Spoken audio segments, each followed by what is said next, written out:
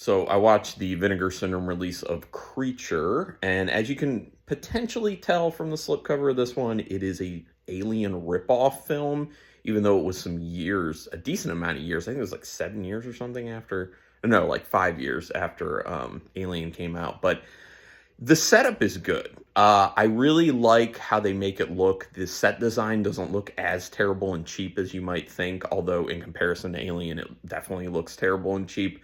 But overall, for being like low budget, like ripoff, doesn't look too bad set design wise. The acting isn't the best. Some of the actors do a better job than others. I mean, I like that aspect about it, honestly, that it's kind of like some so bad it's good acting. And that couples with the dialogue, the way the dialogue's written, there's like a lot of complaining that kind of goes on, especially in the very beginning.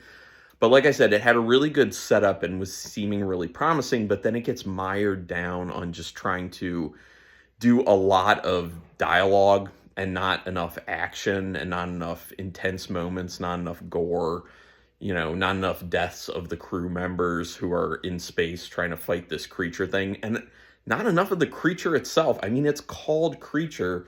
Give us a lot of creature. And the design the design of the creature isn't great.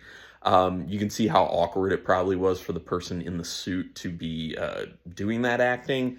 But, it's okay. I ended up landing in the middle on this one. I was at 2.5 out of 5 stars for the movie. I will say, though, it has, I don't know his name, but the guy who played Ferris Bueller's father in Ferris Bueller's Day Off, so that's fun to see him. And Klaus Kinski. I love the performances of Klaus Kinski. They're always like kind of unhinged and weird.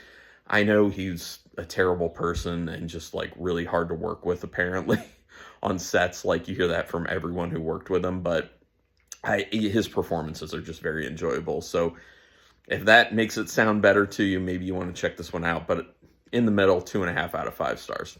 Take it easy.